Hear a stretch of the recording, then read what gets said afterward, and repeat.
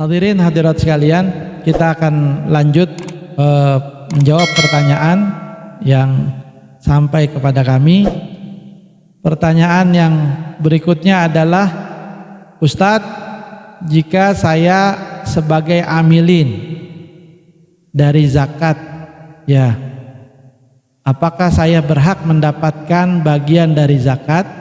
Dan kalau berhak, berapa banyak, ya, bagian dari zakat tersebut? Naam.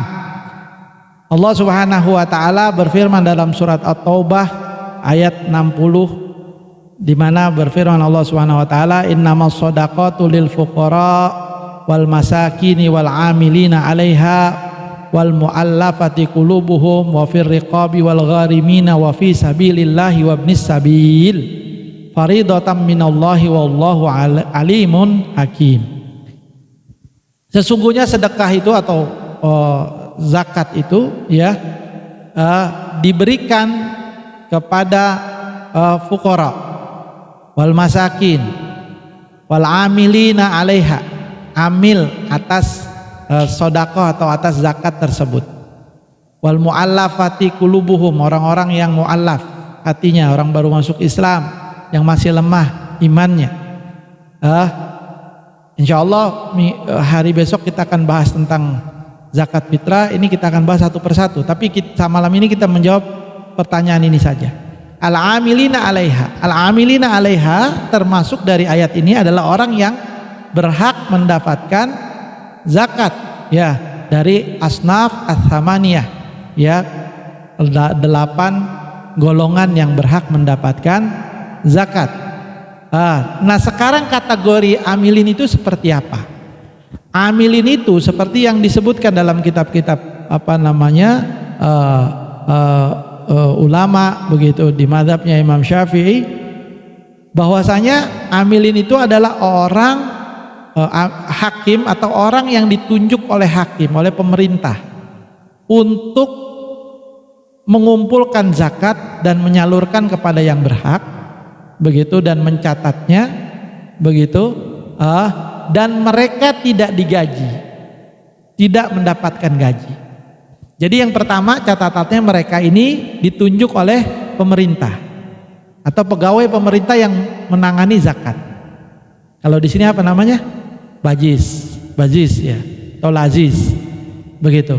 Mereka tidak mendapatkan gaji. Nah, yang kerja di bajis dapat gaji nggak? Dapat gaji kan? Dapat gaji. Berarti mereka tidak berhak mendapatkan bagian dari amil zakat. Yang berhak mendapatkan gaji itu adalah mereka yang ditunjuk oleh pemerintah. Ya, kalau di sini berarti wakilnya pemerintah, yang paling bawah di sini apa? KUA atau kelurahan, ya, seperti itu. Mereka memang ditunjuk, tolong kumpulkan zakat di kampung kamu, ya, kolektifkan zakat, kumpulkan, salurkan kepada yang berhak, ditunjuk dan tidak digaji. Tidak digaji. Nah, mereka berhak mendapatkan bagian dari zakat. Berapa bagian yang mereka berhak mendapatkannya? Yaitu dikatakan ulama ujratul mithil, upah standar. Umpamanya kerjanya berapa jam setiap hari, itu buka stand zakat dari jam 10 pagi sampai jam 8 malam atau jam 10 malam. Itu ada istirahatnya tentunya, ya. Katakan setiap hari itu dia kerja 5-6 jam, 6 jam dah katakan. Untuk kerjaan model kayak gitu, duduk nungguin terus ngumpulkan zakat, ya, mencatat segala macam, orang kerja kayak gitu berapa digaji? 6 jam sehari. Oh, kalau kerjaan kayak gitu sih sehari ya 30.000, 50.000 paling banyak. Katakan 50.000. Oke, 50.000. Berapa hari dia mulai buka stand itu? Berapa hari dia kerja? Dia jaga 10 hari. Mulai terakhir mau jaga, mulai kerja, berarti 50 kali 10 berapa? 500.000, ya. Kalau ganti-gantian ya berarti sesuai dengan jam kerjanya, seperti itu. Ujratul mithil, upah standar, ya, dengan catatan yang tadi, ditunjuk oleh pemerintah dan tidak digaji. Kalau yang kerja di bazis apa segala macam, mereka pegawai negeri digaji, gak berhak mendapatkan bagian dari zakat karena udah ada gajinya, seperti itu, ya. Nah sekarang kalau panitia-panitia yang ada di masjid-masjid, di musola-musola, ya di RT atau di RW, yang tidak ada penunjukan dari imam, dari pemerintah, begitu, mereka adalah pekerja sosial. Nah kalau kerja sosial ngarepinnya apa? Apa yang diharapkan dari pekerjaan sosial? Pahala, ya kan? Pahala, thawab, pahala. Ya kalau ngarepin pahala ya sudah, jangan ngarepin beras, begitu ya. Jadi amilin mereka tidak termasuk amilin yang berhak mendapatkan bagian ujuratul mithil tadi, karena mereka pekerja sosial, nggak ada yang tunjuk, ente mau sendiri, begitu loh. Jadi di sini kerja sosial, kerja cari pahala, gitu.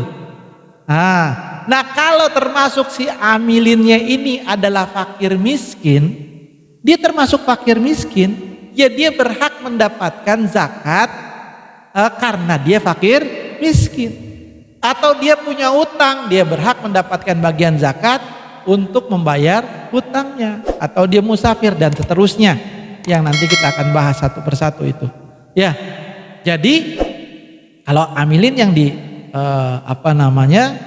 di masjid-masjid, ya di musola-musola yang tidak ada penunjukan dari pemerintah, mereka adalah pekerja sosial yang mengharapkan pahala yang banyak dari sisi Allah Subhanahu wa taala. Jadi nggak usah ngambilin.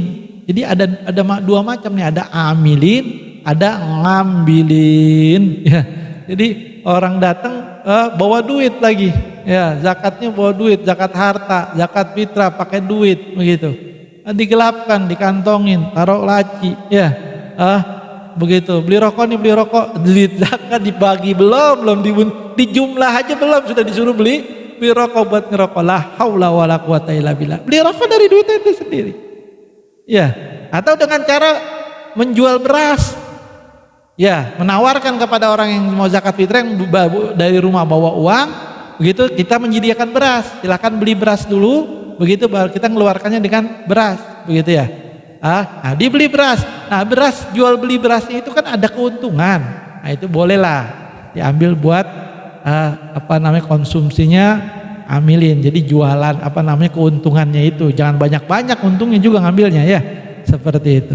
Bahkan seperti itu ya. Jadi bisa kita pastikan bahwa amilin yang ada di masjid-masjid dan di musola-musola rata-rata mereka adalah kerja sosial. Jadi tidak berhak mendapatkan ujratul mithil, upah standar yang tadi saya sebutkan.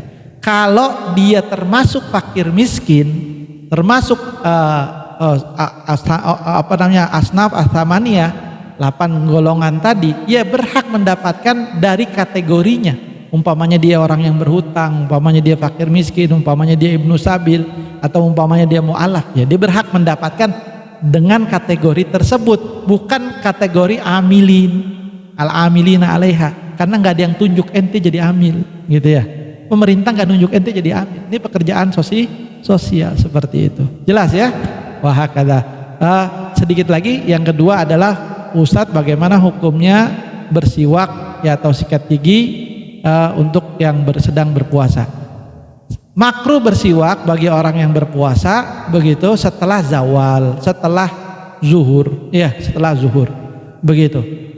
Imam Syafi'i mengatakan bahwasanya aku ini menyukai bersiwak pada tiap-tiap keadaan, ketika wudhu, ketika malam, ketika siang, ketika berubah bau mulut, kecuali kata beliau, aku tidak menyukai untuk bersiwak bagi orang yang berpuasa, ya di akhir hari, artinya setelah zuhur. Kenapa? Min ajlil hadis, karena hadis Nabi Muhammad SAW, ya lahulufu famis shaim ahabu ilallah min rihil misik, bau mulutnya orang yang berpuasa lebih harum di sisi Allah dari bau kasturi. Ini adalah pendapatnya Imam Syafi'i. Makruh, ya dia juga menjadi pendapat Imam Abu Hanifah dan Imam Malik. Tetapi Imam Nawawi Imam Nawawi mengatakan bahwasanya tidak makruh sama sekali bersiwak Imam Nawawi, Imam Abu Zakaria Yahya bin Syaraf An-Nawawi, pengarang Riyadhus Shalihin, Al-Adhkar dan lain sebagainya, begitu beliau mengatakan tidak makruh bersiwak bagi orang yang berpuasa sekalipun setelah zawal. Dan ini saya ralat tadi, dan pendapat beliau ini sesuai dengan pendapat atau sama dengan pendapat Imam Abu Hanifah dan Imam Malik yang mengatakan tidak makruh bersiwak ya bagi yang berpuasa sekalipun setelah zawal. Iya. Jadi bagaimana baiknya kita bersiwak ya? Bersiwak pagi hari dah. Menghindari khilaf perbedaan pendapat ulama pagi sebelum zuhur kita sudah bersiwak. Sikat gigi juga termasuk siwak. Iya, termasuk bersiwak. Jadi kalau kita sikat gigi, niatkan sikat gigi kita itu adalah bersiwak. Ya, karena bersiwak itu kullu syai'in khasin dalkul asnan wa ma hawalaih bi syai'in khasin. Menggosok gigi dan yang di sekitarnya dengan sesuatu yang kasar. Ya, ujung baju bisa diniatkan siwak. Kalau kita mau sholat nggak ada siwak, pakai ujung baju. Ya, kasar dia. Niatkan bersiwak, dapat pahala siwak yang Nabi katakan as-sholatu bisiwak khairun min sab'ina sholat bil ghairi siwak. Sholat dengan siwak lebih baik dari 70 kali sholat tanpa bersiwak. Begitu. Ya, kalau tangan bagaimana? Bisa nggak bersiwak dengan tangan? Enggak, tangan ini bukan alat. Bersiwak itu menggunakan alat. Tangan ini anggota tubuh. Ya, kecuali tangannya orang lain. Ya, ente pinjam tangan orang lain untuk digosok untuk siwak. Nah, itu boleh. Ya, tapi dengan izin dia. Kalau nggak dikasih izin jangan. Ya, begitu. Ya, tapi nggak ada yang kasih izin tangan dipakai buat bersiwak. Nah, kalau nggak ada siwak, ya, begitu. Pakai ujung baju. Dan ketika kita sikat gigi niatkan bersiwak, dapat fadilah bersiwak, pahala bersiwak yang Nabi katakan laula an asyugga ala ummati la amartuhum bisiwak inda kulli shalah, dalam riwayat inda kulli wudu. Kalau saja aku tidak khawatir ya akan menyusahkan umatku, maka aku perintahkan, wajibkan bagi mereka bersiwak setiap kali sholat, dalam riwayat setiap kali wudu. Begitu ya. Siwak adalah matharatun lil fam, kebersihan untuk mulut, wa mardatun lirabb, keredoan Allah, wa mabghadun li syaitan, dan kebencian syaitan. Syaitan enggak suka orang yang bersiwak. Ya, mudah-mudahan Allah Subhanahu wa taala menjadikan kita hamba-hamba Allah yang senantiasa membersihkan jiwa dan raga kita, batin kita dari semua kotorannya, kotoran zahir dan batin. Mudah-mudahan bulan Ramadan ini membawa kita kepada kebersihan zahir dan batin. Ya, akhir Ramadan Allah telah bersihkan jiwa dan raga kita, hati kita semua. Allah kembalikan kepada kesuciannya dan menjadi kita hamba-hamba Allah yang kembali kepada kefitrahannya. Amin ya rabbal alamin. Hadanallahu wa iyyakum ajmain. Assalamualaikum warahmatullahi wabarakatuh.